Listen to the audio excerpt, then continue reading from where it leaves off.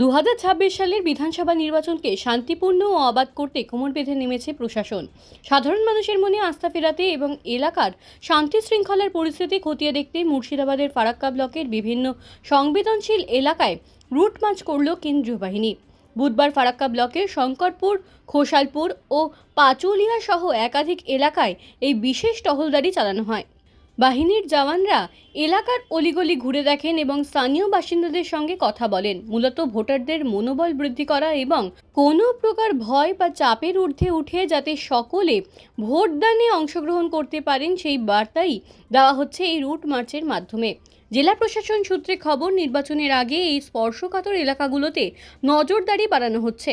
Root মার্চের পাশাপাশি নাকা চেকিং এবং সন্দেহভাজন গতিবিধির ওপর কড়া নজর রাখা হচ্ছে। সাধারণ মানুষ যাতে নির্ভয়ে ভোট কেন্দ্রে যেতে পারেন তা নিশ্চিত করাই বাহিনীর প্রধান লক্ষ্য। এদিনের এই রুট মার্চকে কেন্দ্র করে স্থানীয় বাসিন্দাদের মধ্যে মিশ্র প্রতিক্রিয়া দেখা গেলেও অধিকাংশ মানুষই কেন্দ্রীয় বাহিনীর এই আগাম তৎপরতাকে স্বাগত জানিয়েছেন।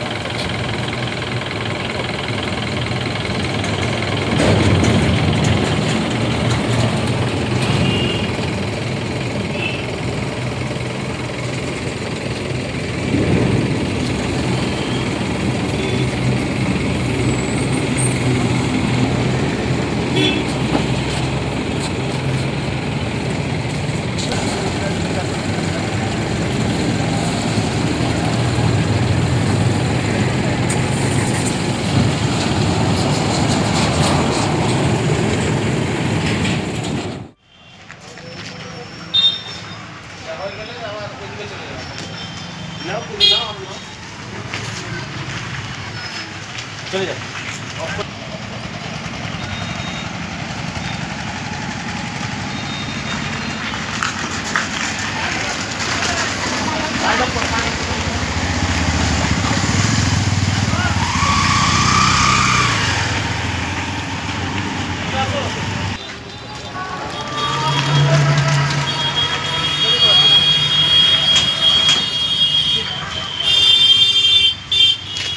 চলো, চলতে থাক।